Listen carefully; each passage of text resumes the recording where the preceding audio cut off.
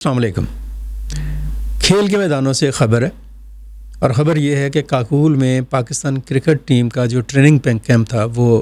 اختتام پذیر ہو گیا۔ کھلاڑیوں نے وہاں پر کپتان بابر اعظم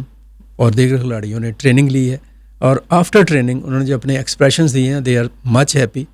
کہ ہماری یہاں پہ جو ٹریننگ ہوئی ہے یہ آؤٹ آف دی باکس تھی، تھوڑی مختلف تھی، اور ظاہر ہے جو فوجی ٹریننگ ہے اور فوجی تربیت ہے وہ بالکل مختلف انداز کی اور مختلف نوعیت کی ہوتی ہے۔ وہاں پہ جو اوپنر بیٹسمین ہے اعظم خان، انہوں نے ایک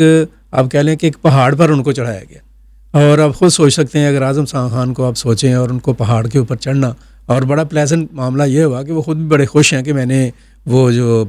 کلائمبنگ کی ہے اس کے ماؤنٹین کلائمب کیا ہے اس کے اوپر، اور اس کے اوپر بابر اعظم نے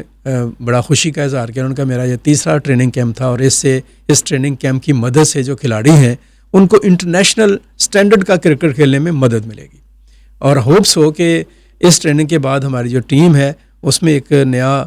جذبہ آیا ہوگا، ایک نیا ولولہ آیا ہوگا، ان کا جو فٹنس سٹینڈرڈ ہے وہ بہتر ہوا ہوگا، یقینی طور پر بہتر ہوا ہوگا۔ اور اس فٹنس سٹینڈرڈ کے ساتھ ابھی 18 اپریل سے جو سیریز شروع ہو رہی ہے T20 کی نیوزی لینڈ کے خلاف،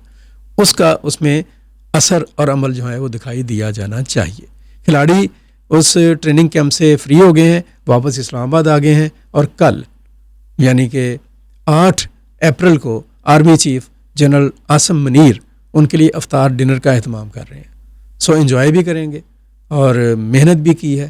کوشش بھی کی ہے، اور کرکٹ کے ساتھ پاکستان کے جو لوگ ہیں ان کی جو ایک وابستگی ہے اور ایک جذباتی جو ان کے ساتھ تعلق ہے کرکٹ کا، مجھے امید ہے کہ ٹیم اس تعلق کو اپنے ذہن میں رکھ کر نیوزی لینڈ کے خلاف جو اوپننگ کرے گی ایک نئی کرکٹ کی، اس اوپننگ کا جو پیک ٹائم ہے وہ ہمیں جون میں T20 ورلڈ کپ میں دکھائی دے گا۔ ہم ابھی سے امید کرتے ہیں نیشنل کرکٹ ٹیم نہ صرف یہ کہ نیوزی لینڈ کے خلاف سیریز جیتے گی، بلکہ جون میں جو T20 ورلڈ کرکٹ ٹورنامنٹ ہو رہا ہے اس میں بھی فائنل تک پہنچے گی۔ اس اچھی امید کے ساتھ مجھے اجازت دیجیے گا، اپنا بہت سارا خیال رکھیں، اللہ حافظ۔